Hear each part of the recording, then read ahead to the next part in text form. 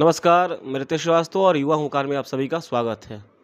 युवा हुंकार में आज हम मिलेंगे यूनियन की लड़ाई लड़ने वाले बक्सर में श्री अरुण ओझा जी से, जो लगातार कई सालों से कर्मचारी और आशाओं के लिए संघर्ष करते आ रहे हैं और वो आज उन्हीं आशाओं के अधिकारों और कर्मचारी के अधिकारों के लिए बक्सर विधानसभा से निर्दलीय प्रत्याशी के तौर पे वो संघर्ष भी कर रहे हैं। उन्होंने नामांकन दाखिल किया है और पूरे जोर शोर से इनके साथ आशाएं भी लगी हुई हैं बक्सर विधानसभा में, इनको विधानसभा में भेजने के लिए। तो आइए उनसे बात करते हैं और जानते हैं उनका उद्देश्य क्या है और आगे वो अगर जीतते हैं तो वो किस प्रकार के कामों को करेंगे। आपका बहुत बहुत स्वागत है। आपका भी बहुत बहुत धन्यवाद। सबसे पहले आप ये बताइए कि आप कैसे एकाएक मन बना आपका कि विधानसभा चुनाव लड़ा जाए।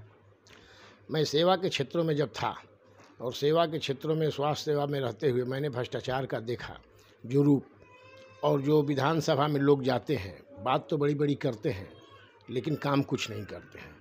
और मेरा जुड़ाव 38 वर्षों से संगठन के बल पर, चाहे वो आशा का हो, कर्मचारियों का हो, ममता का हो, कोरियर का हो और साथ साथ जनता का भी अप्रत्यक्ष रूप से हमने हमेशा मदद किया है। और लगा कि इन क्षेत्रों में इन वंचित लोगों के लिए एक आवाज़ उठाने वाले विधानसभा में जाना चाहिए और इसी बल पर मैं चुनाव लड़ रहा हूँ। तो आपको क्या लगता है, एक तरफ महागठबंधन और एक तरफ एनडीए भाजपा के प्रत्याशी हैं, कांग्रेस प्रत्याशी है, इन प्रत्याशियों के बीच में आप अपने आप को कहाँ देखते हैं? सवाल ये है कि निर्दलीय प्रत्याशी होने के कारण लोग को भ्रम है कि गठबंधन और महागठबंधन ही चुनाव में जीत हासिल करेगा। बहुत से निर्दलीय चुनाव जीतते हैं। मैं अपनी साफ सुथरी छवि, नेक इंसान और ईमानदारी के बल पर रहा हूं और जनता पर मुझे पूरा भरोसा है कि जनता क्षेत्रों में कहती है कि मैंने 10-20 वर्षों तक दल के लोगों को देकर देखा।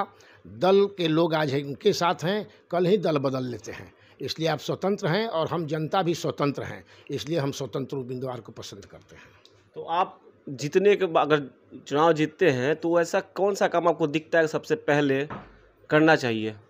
देखिए, काम के आधार पर जहाँ तक बात है तो मेरी ये सोच है कि मैं प्रखंड स्तर पर, पंचायत स्तर पर हम कमेटी बनाएंगे। गांव में विकास की जो भी बात होगी, हमारे बेरोज़गार नौजवानों की टीम होगी और अब बेरोज़गार नौजवान ही वहाँ का ठेका लेगा। ये नहीं कि चुरामनपुर का काम हो और कोई छेप जाकर जो राजपुर का लोग आकर काम करावे।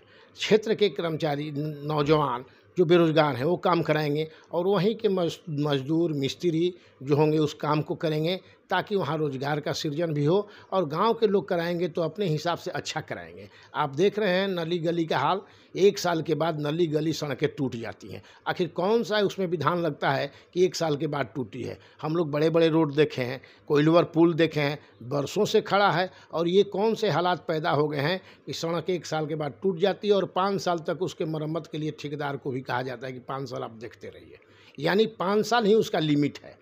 तो ऐसे सड़कों के निर्माण का हम पुरजोर विरोध करेंगे और गांव में विकास के लिए हम वहां के नौजवानों की टीम को, उन्हीं को समाहित करेंगे। वो जिधर कहेंगे वहीं विकास होगा। तो आपके लिए प्रचार में आशाएं कितनी भूमिका निभा रही है, चाहे आपके संग जो कर्मचारी संघ है, क्योंकि आपने काफ़ी लंबे समय तक इनके लिए संघर्ष किया है और इनको कुछ अधिकार भी इन्होंने दिलवाया है संघर्ष करके, तो वो आपके प्रचार में या आपके लिए कितना गाँव में घूम रहे हैं या वोट मांग रहे हैं? सवाल है कि हमारे कर्मचारियों का प्रोटोकॉल है। कर्मचारी रहते हुए भी हम न प्रचार कर सकते हैं, न वोट मांग सकते हैं। उनका अपना स्वैच्छिक वोट है, उसके देने की हम अपील करते हैं। आशा बहनें हैं, उनकी लड़ाई हमने लड़ी और तमाम लोग जानते हैं कि बड़े संघर्षों के बाद पिछले बार लोग हमने 3-3 आशा संघों को समन्वय करके लड़ाई लड़ी और 1000 रुपया सरकार देने का वादा किया था, लेकिन इस चुनावी माहौल में 1000 रुपया रिलीज किया गया, वो भी आधे अधूरे। लेकिन हम लोगों ने लड़ाई लड़ी और 1000 से काम नहीं चलेगा। उनको कम से कम न्यूनतम मजदूरी 15,000 रुपया मिलनी चाहिए। इसकी आवाज़ मैं उठाता रहूँगा। चलिए, पहली बार बक्सर विधानसभा में, इस विधानसभा चुनाव में कोई प्रत्याशी है जो यूनियन की लड़ाई लड़ने वाले प्रत्याशी हैं। अब देखना आगे है कि क्या इनको यूनियन की तरफ से जीत हासिल होती है या उस संघर्ष के बदौलत इनको जीत हासिल होती है। और आप यूँ ही संघर्ष करते रहें और यूनियन की आवाज़ को यूँ ही उठाते रहें। बहुत बहुत धन्यवाद। जी, धन्यवाद।